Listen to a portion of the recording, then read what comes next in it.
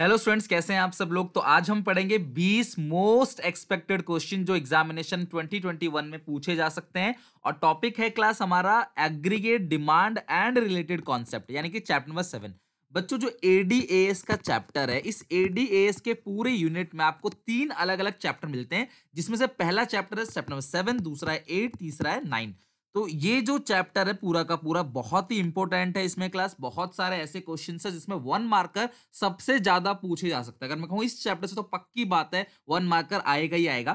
तो मैंने 20 जो सबसे इंपॉर्टेंट क्वेश्चन है ये पूरे के पूरे क्लास में आपको कराने वाला हूं अभी। तो वीडियो पॉज करके आप खुद भी आंसर देने की कोशिश करना। और ये बात की मैं गारंटी देता हूं क्लास, ट्रस्ट मी, ये जो 20 मिनट रहने वाले हैं क्लास, इस 20 मिनट के अंदर गारंटी दे रहा हूं आपका पूरा चैप्टर रिवाइज हो जाएगा और एमसीक्यू में 20 में से 20 आप स्कोर करोगे। तो अपना क्लास टेस्ट करते रहना इसी तरीके से। हर एक चैप्टर का एमसीक्यूज आपको क्लास हमारे चैनल पे प्लेलिस्ट में मिल जाएगा, चाहे अकाउंटेंसी हो, चाहे वो इकोनॉमिक्स हो, चाहे बिजनेस स्टडीज हो। पूरा सिलेबस पूरा का पूरा MCQ, case study, practice paper, expected question, important question, strategy, motivation, और सबसे इंपॉर्टेंट कोई भी सीबीएसई की न्यूज आती है या बोर्ड एग्जामिनेशन किसी भी स्ट्रीम की कोई भी क्लास, मतलब किसी भी स्टेट का कोई भी न्यूज आता है क्लास, वो सबसे पहले आपको हमारे चैनल में मिलेगा। तो इसको देखने के लिए बने रहें, सब्सक्राइब करके बेल आइकन दबा दें। चलिए स्टार्ट करते हैं क्वेश्चंस को। सबसे पहला question, which of the following is not a component of aggregate demand in two sector economy. तो कौन सा क्लास एडी का कंपोनेंट नहीं है? तो मैं बता दूं क्लास, एग्रीगेट डिमांड का जो कंपोनेंट होता है वो होता है C plus I plus G plus X minus M. AD होता है aggregate demand. C consumption, I investment, G government expenditure, और ये होता है नेट एक्सपोर्ट एक्सपोर्ट। लेकिन टू सेक्टर इकोनॉमी में सिर्फ दो ही सेक्टर होता है, हाउस होल्ड और फर्म। ना सरकार होती है ना एक्सपोर्ट इंपोर्ट होता है। तो टू सेक्टर इकोनॉमी में जो एडी का फॉर्मूला है वो है C plus I consumption plus investment. तो टू सेक्टर इकोनॉमी में जो एडी का फॉर्मूला लिखोगे वो लिखोगे सी plus I consumption plus investment. सो आप चेक करो टू सेक्टर इकोनॉमी में कौन सा पार्ट नहीं है। तो कंजप्शन तो है, एक्सपोर्ट नहीं है, और गवर्नमेंट एक्सपेंडिचर नहीं। देखो ए बी कोई ऑप्शन है बिल्कुल, यानी कि डी ऑप्शन करेक्ट है, ए बी। यानी कि जो ऑप्शन ए है और ऑप्शन बी है वो टू सेक्टर इकोनॉमी में एडी के अंदर नहीं आता है। Second question, consumption function is the functional relationship between. Class सीधी सी बात है, कंजप्शन फंक्शन है तो ये फंक्शनल रिलेशनशिप किसके बीच बताएगा? क्लास सी और वाई के बीच। चलो कंजप्शन फंक्शन को भी रिवाइज कर लेते हैं। C is equal to A bar plus B Y. C for consumption expenditure, A bar autonomous consumption, B होता है क्लास एमपीसी, और वाई होता है नेशनल इनकम। बच्चों ये जो बी है, एमपीसी है, इसको सी का स्लोप भी कहते हैं। सी का जो स्लोप होता है, कंजप्शन फंक्शन का जो स्लोप है, जो झुकाव है, उसको जो मेजर किया जाता है उससे एमपीसी कहा जाता है, marginal propensity to consume. Okay, तो आप चेक करो सी एंड वाई कोई ऑप्शन है क्या? ये रहा बिल्कुल क्लास, ऑप्शन नंबर बी जो है सेकंड क्वेश्चन का वो करेक्ट ऑप्शन है। आई होप कि आपको मजा आ रहा होगा, इंटरेस्ट आ रहा होगा। वीडियो पॉज करके खुद एक बार क्वेश्चन को पढ़ा करो, आंसर देने की कोशिश किया करो, और ऐसी एंड तक 20 तक चलना है। लास्ट में क्लास कमेंट करके जो बताना, भले ही 20 में से क्लास 10 आए, 5 आए, 1 आए, 19 आए, 20 आए, स्कोर जरूर बताना है। क्लास इंटीग्रिटी, ईमानदारी रखनी है क्लास आपको। ओके चलो, द फॉलोइंग स्टेटमेंट ट्रू और फॉल्स अपने बताना है, सही है या गलत स्टेटमेंट है, रीजन के साथ। अगर आप रीजन नहीं देते नंबर नहीं मिलेंगे, ध्यान रखना। Total consumption in the economy can never be more than the national income. भैया कभी भी कंजप्शन इनकम से ज्यादा नहीं हो सकता। तो बताओ स्टेटमेंट सही है या गलत है? टोटल कंजप्शन इनकम से ज्यादा नहीं हो सकता क्लास, ये स्टेटमेंट बिल्कुल गलत है। क्योंकि क्लास कंजप्शन जो है वो इनकम से ज्यादा हो सकता है क्लास, यानी कि आपका जो सेविंग्स है वो नेगेटिव जा सकता है। कि मेरी इनकम है 100 रुपए, लेकिन मुझे मुझे जिंदा रहने के लिए जो मिनिमम कंजप्शन है मेरी बॉडी का, जो मेरे को न्यूट्रिशनल रिक्वायरमेंट चाहिए मिनिमम, वो 150 है। तो इस सिचुएशन में क्लास कंजप्शन ज्यादा हो सकता है। अब सवाल यह है सर, आप 100 रुपए कमाते हो तो 150 रुपए खर्च कैसे करोगे? तो इसके दो सोर्सेस है, पहला पास्ट सेविंग, और दूसरा है क्लास, एक तो पास्ट में जो की गई सेविंग्स हैं वो हैं, और दूसरा है क्लास बोरोइंग्स, या तो आप उधार ले लोगे, आपने पहले कभी पैसा बचाया होगा उसमें से आप खर्च करोगे। लेकिन कंजप्शन ज्यादा हो सकता है, हालांकि सेविंग ज्यादा नहीं हो सकता। तो अगर इस सिचुएशन में कंजप्शन ज्यादा है और ये है क्लास, तो ये जो एपीसी निकल के आता है, एपीसी पता है ना अगर आपने चैप्टर पढ़ा है तो, एवरेज प्रोपेंसिटी टू कंज्यूम, तो वो यानी कि एक से बड़ा बिल्कुल हो सकता है, कोई प्रॉब्लम नहीं है उसमें। Okay, the following statements true or false, give reason। slope of consumption function is, या curve is देखो अभी तो बताया क्लास आपको, कंजप्शन कर्व का जो स्लोप है वो एमपीसी है, और सेविंग कर्व का जो स्लोप है वो एमपीएस है, कंजप्शन का एमपीसी है और सेविंग का क्या है class, MPS. Give the meaning of x anti savings. अच्छा, तो वो स्टेटमेंट क्या रहा क्लास, बताओ जरा। वो स्टेटमेंट फॉल्स है, ठीक है। जो स्टेटमेंट था उसमें, वो स्टेटमेंट ध्यान रखना, वो फॉल्स स्टेटमेंट है।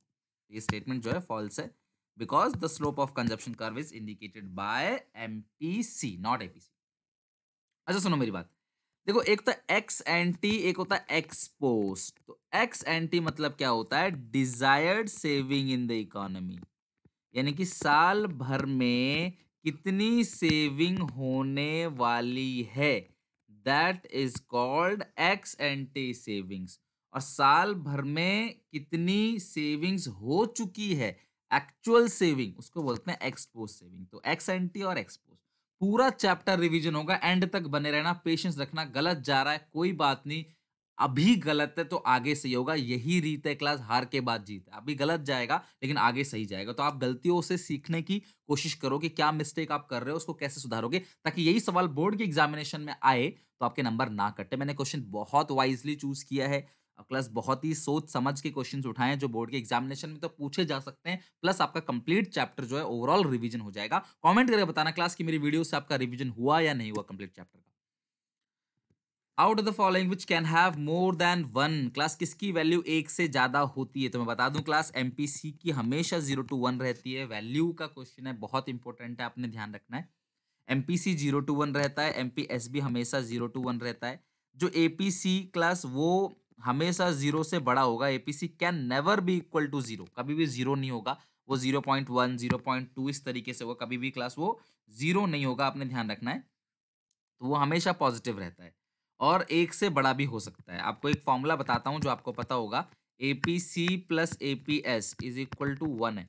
तो अगर एपीसी 1.5 है तो एपीएस जो होगा वो -0.5 होगा, क्योंकि सेविंग जो होता है वो शुरू में नेगेटिव होता है। तो एपीएस भी माइनस में हो सकता है, ये माइनस में हो सकता है, लेकिन ये कभी एक से बड़ा नहीं होगा, क्योंकि अगर एपीएस एक से बड़ा हो गया तो एपीसी नेगेटिव हो जाएगा, और एपीसी में सी आता है और सी कभी भी नेगेटिव नहीं होता। और जीरो लेवल ऑफ इनकम पे जो कंजप्शन होता है उसको क्या नाम देते हैं, मुझे फटाफट क्लास वीडियो कमेंट बताओ। अगर आपकी इनकम जीरो है उस टाइम पे, जो कंजप्शन है आपका, मान लो कमाई जीरो है पर फिर भी मुझे 400 रुपए जिंदा रहने के लिए जरूरी है। रोड साइड जो लोग होते हैं, जो सड़क पे ही सोते हैं, वो कुछ नहीं कमाते लेकिन फिर भी जिंदा रहते हैं, कंजप्शन करते हैं वो, तो यानी कंजप्शन कभी भी जीरो नहीं हो सकता।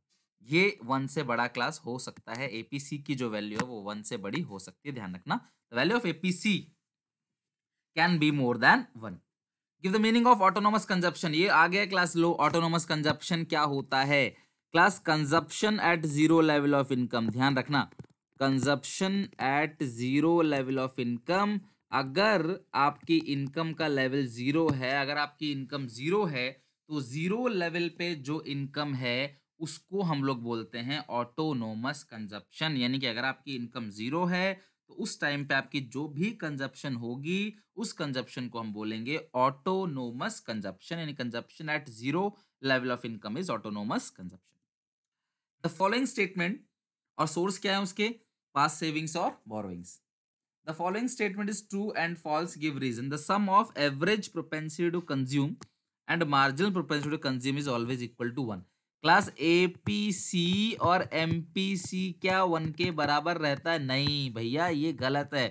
APC plus APS equal to 1 होता है, या फिर MPC plus MPS equal to 1 होता है, समझ रहे हो बात को।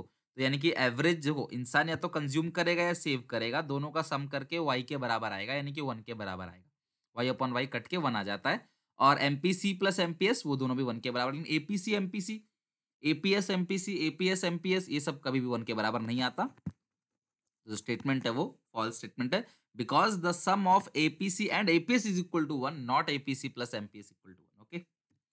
Break even point is achieve when, class सुनो मेरी बात, ब्रेक इवन पॉइंट कौन सा होता है, जहां इनकम कंजप्शन के बराबर होता है, कंजप्शन सेविंग, कंजप्शन इन्वेस्टमेंट, या income is greater than consumption. तो मैं बता दूं क्लास, ब्रेक इवन वो पॉइंट है जहां पे क्लास इनकम जो है वो आपकी कंजप्शन के बराबर होता है, यानी कि आप जितना कमा रहे हो उतना ही खर्च कर रहे हो, इस सिचुएशन में सेविंग जीरो होता है, और ब्रेक इवन पॉइंट पे एपीसी 1 होता है और एपीएस जो होता है वो जीरो होता है। ये पूरी डिटेल इन्फॉर्मेशन, क्वेश्चन कितना ही घुमा ले मैंने जड़ से ही खत्म कर दिया टॉपिक को।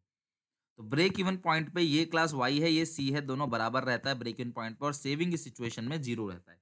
Eight break even point Y equal to C, जितना कमाया उतना ही खर्च कर दिया, हमारी बचत जो है वो जीरो हो गई। 100 कमाया 100 खर्च कर दिया, बचत जीरो। और एपीएस जीरो होता है क्लास, क्योंकि एपीएस का फॉर्मूला होता है एस अपॉन वाई। अगर एस जीरो है तो जाहिर सी बात है आपका एपीएस भी जीरो होगा। और अगर वाई सी के बराबर है तो एपीसी का फॉर्मूला क्या होता है, सी अपॉन वाई।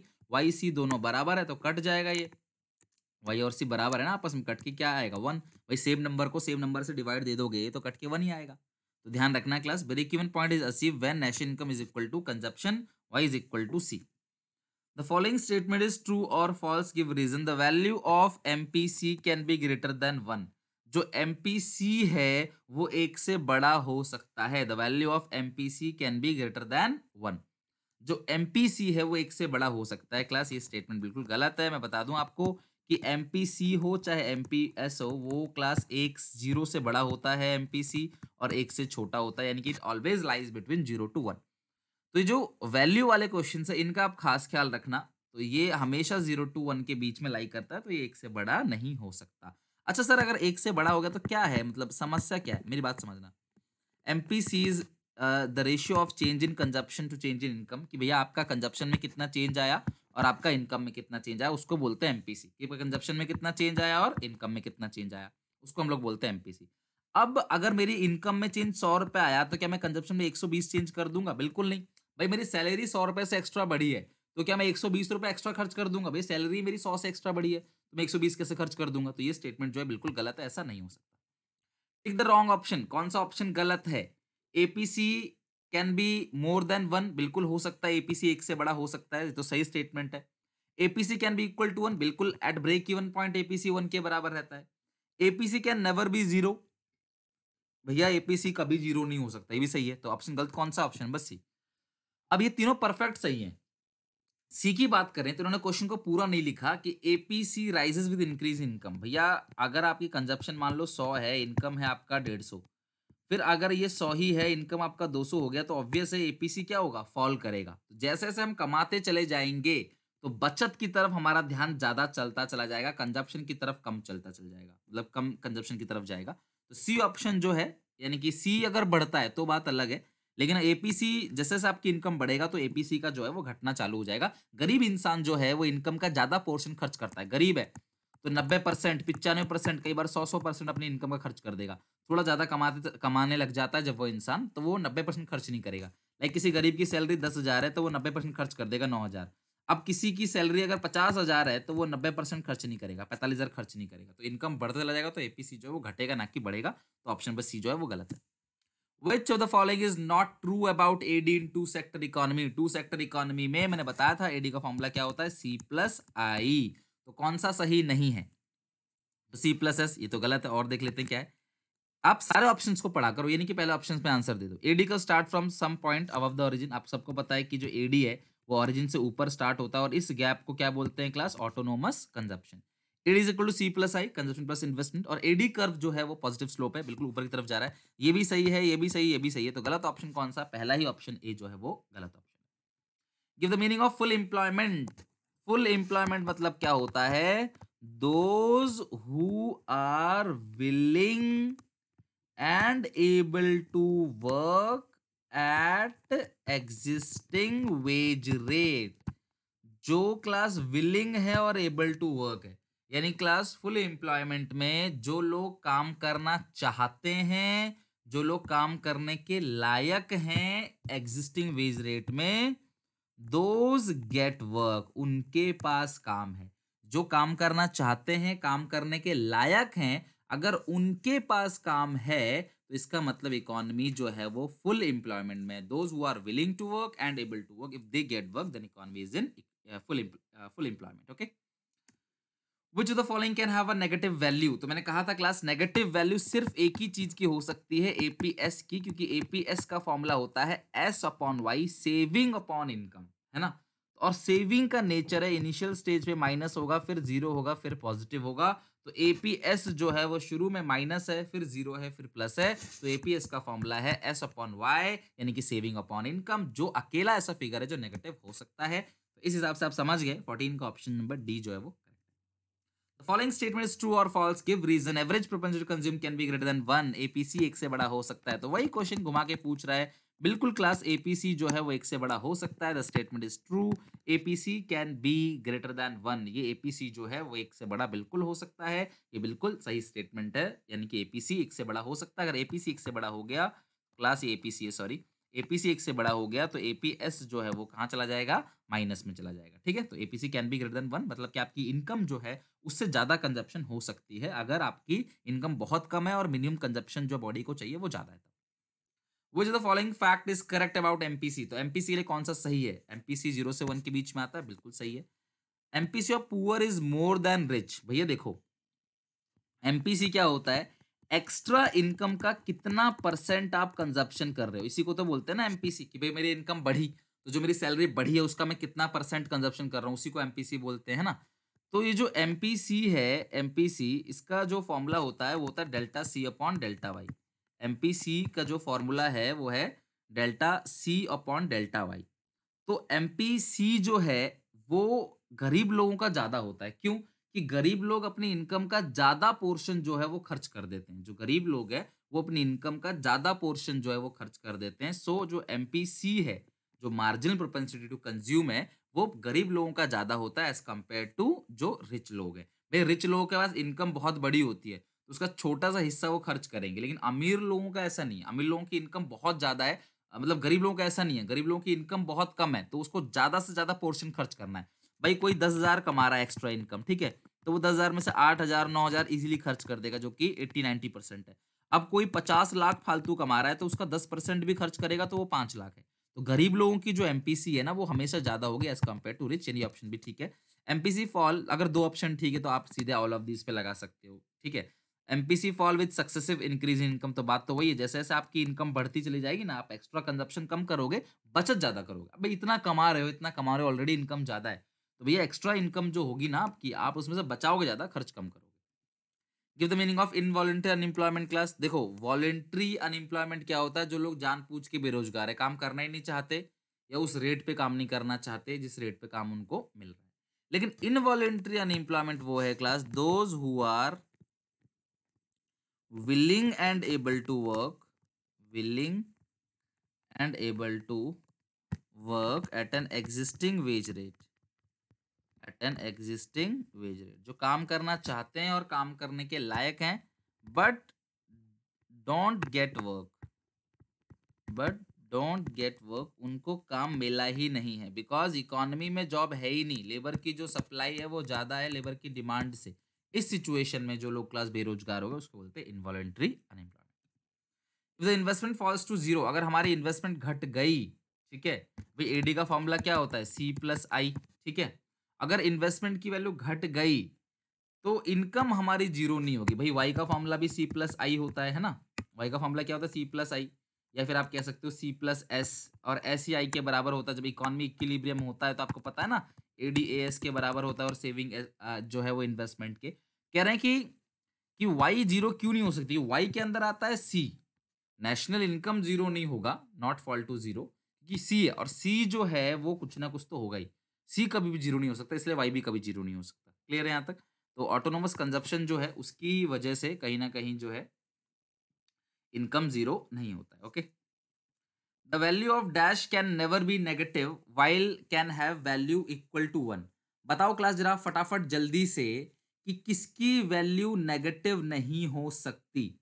बताओ क्लास किसकी जो वैल्यू है वो नेगेटिव नहीं हो सकती, आपने ये बताना है, ठीक है। किसकी वैल्यू नेगेटिव नहीं हो सकती, तो भैया नेगेटिव तो बहुत सारी चीजों की, एपीसी भी नेगेटिव नहीं हो सकता, एमपीसी भी नेगेटिव नहीं हो सकता, एमपीएस भी नेगेटिव नहीं हो सकता, तो ये वाला ऑप्शन छोड़ दो, आप आगे पढ़ो। While dash have value equal to 1, तो देखो इक्वल टू 1 सिर्फ एक ही हो सकता है और एक से बड़ा भी सिर्फ एक ही हो सकता है, वो है क्लास एपीसी। तो एपीसी इक्वल टू 1 भी हो सकता है, एक से बड़ा भी हो सकता है, तो लास्ट में देखो एपीसी ये लिखा हुआ है, ये लिखा हुआ है, ये दो ऑप्शन तो गलत हो गए, इन दोनों में से ठीक है। तो यहाँ पे तो एपीसी सूट कर गया। पहले में देखते हैं, अब पहले में या तो एपीएस आएगा या एमपीएस आएगा, तो एपीएस कैन बी नेगेटिव, देखो एपीएस तो नेगेटिव हो सकता है तो ये तो गलत हो गया, एमपीएस नेगेटिव नहीं हो सकता, यानी कि MPS can never be negative और APS can have equal to 1, यानी कि डी ऑप्शन जो है वो करेक्ट है, 19 का ऑप्शन पर डी करेक्ट है। The meaning of aggregate demand, aggregate demand का मतलब क्या होता है, total demand in the economy, ध्यान रखना, total demand for all final goods and for all final goods and services in the economy during a fiscal year. बच्चों fiscal year शुरू कब होता है? 1 अप्रैल, और खत्म कब होता है? 31 मार्च। तो इस एक साल के अंदर जितनी भी डिमांड हो रही है वो क्लास आपकी एग्रीगेट डिमांड है, ये आपने लिखना है। ये 1 मार्क का क्वेश्चन है। आई होप आपको पसंद आया होगा, मैंने बहुत एफर्ट डाले। वीडियो को लाइक जरूर करना, क्लास लाइक करके कमेंट करना आपको कैसा लगा, पूरा चैप्टर का रिवीजन हुआ या नहीं हुआ आपका, एक बार कमेंट जरूर करना। अपने क्लासमेट्स को शेयर जरूर करना। क्लास में टिल एग्जाम तक और भी वीडियोस लेके आऊंगा, डेली आप लोगों के लिए मेहनत कर रहा हूँ। आपका सपोर्ट चाहिए, अगर आप दिल से चाहते हो क्लास में आप लोगों के लिए और अच्छे से काम करूँ, तो प्लीज वीडियो को लाइक करो, सब्सक्राइब करो क्लास चैनल को, और कमेंट करना मत भूलना। बेल आइकन जरूर दबा देना ताकि नोटिफिकेशन जल्दी पहुंच जाए। जो भी न्यूज़ आती है क्लास, उसकी नोटिफिकेशन टाइम पे आपके पास पहुंच जाए। टेक केयर, बाय बाय, मिलेंगे नेक्स्ट।